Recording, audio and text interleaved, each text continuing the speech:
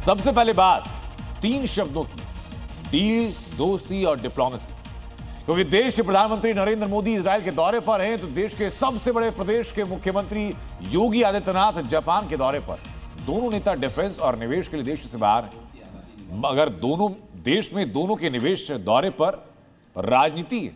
हालांकि मोदी और योगी हो, दोनों का इजरायल और जापान में जबरदस्त स्वागत है। 2 तस्वीरें जरा आप देखिए, लेकिन 2 तस्वीरों को देखकर जहां भारतीय गौरवान्वित भी हो रहे हैं, तो वहीं भारत के विपक्ष ने सियासी संग्राम छेड़ दिया। 25 करोड़ की आबादी निवास करती है। ये 2 तस्वीरें मैं आपको दिखा रहा हूं, जिनमें से सबसे पहले बात आज की पहली तस्वीर की, प्रधानमंत्री नरेंद्र मोदी के इजरायल दौरे की तस्वीर। पीएम मोदी जिनके इजरायल दौरे ने कूटनीतिक हलचल तेज की। इजरायल में पीएम बेंजामिन नेतन्याहू और पीएम मोदी दोनों देशों के लिए कई डील करने वाले। तो दूसरी तरफ पीएम मोदी के इजरायल दौरे पर विपक्ष की गजा पॉलिसी सामने आई।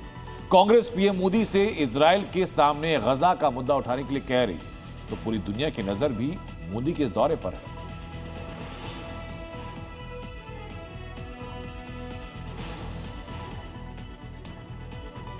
पीएम मोदी के दौरे की तस्वीरें आपको दिखा रहे हैं। इस दौरे के मायने क्या है, किन किन मुद्दों पर डील हो सकती है, वो रिपोर्ट दिखाते हैं। क्या डिले था?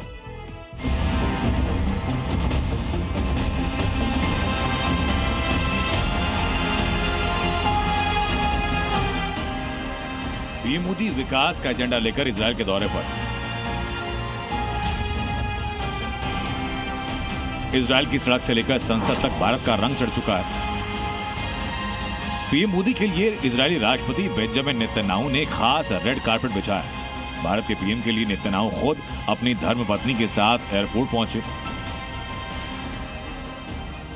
नेतन्याहू ने दोस्त मोदी का गर्मजोशी के साथ गले मिलते हुए स्वागत किया।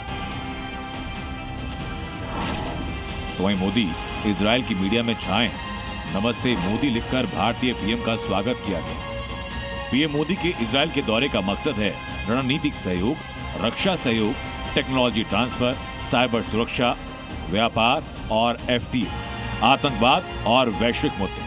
तो अब्राहम अकॉर्ड को लेकर भी चर्चा है कि इजरायल भारत के साथ, अमेरिका के साथ और साइप्रस और 3 अलग कंट्रीज के साथ, यूएई के साथ, 6 देशों के साथ अब्राहम अकॉर्ड पर कल प्रधानमंत्री के समक्ष आगे बढ़ने की बात रख सकता है। इसको लेकर बड़ी जोर शोर से चर्चा है और जो डिफेंस डील होना है उसको लेकर भी जोर शोर से चर्चा है।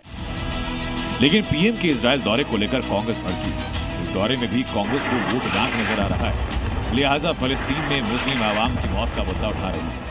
कांग्रेस नेता प्रियंका गांधी ने एक्स पर लिखा कि मुझे उम्मीद है कि मोदी इजरायली संसद में गजा नरसंहार का मुद्दा उठाएंगे। पूरी दुनिया नेतन्याहू की आलोचना कर रही है। नेतन्याहू ने गजा को मलबे में तब्दील कर दिया। फिलिस्तीन पर भारत हमेशा सच के साथ रहा, लेकिन आज जो हो रहा है वो ठीक नहीं। इजरायल क्या दे देगा, लेकिन प्रधानमंत्री जी चूंकि कमजोर हैं, उनमें इतना साहस नहीं है। जरा सी भी नैतिकता और साहस हो तो गाजा के अंदर मारे गए मासूम बच्चों के बारे में बात करें, जबकि गवर्नमेंट ऑफ इंडिया का स्टैंड बिल्कुल क्लियर है कि हम फिलिस्तीन के साथ हैं।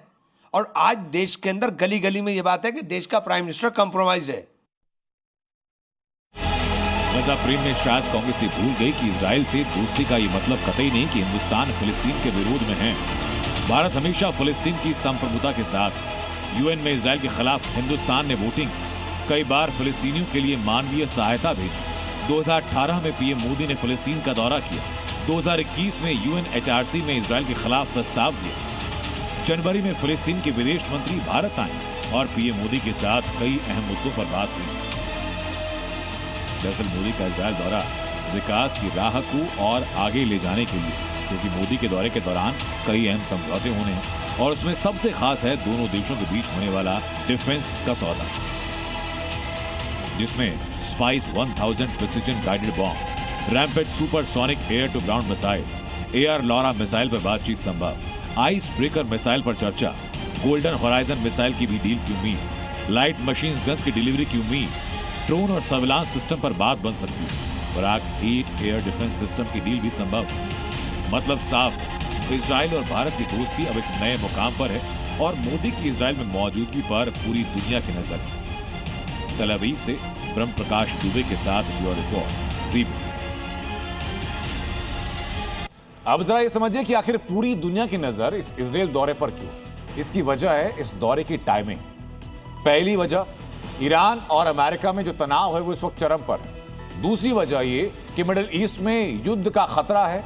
गजा में इजराइल के हमले लगातार जारी हैं।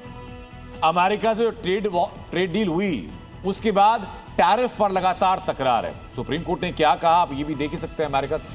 इन सारे मुद्दों के बीच पूरी दुनिया की नजर कल जेनेवा में होने वाली ईरान और अमेरिका के तीसरे दौर की बातचीत पर।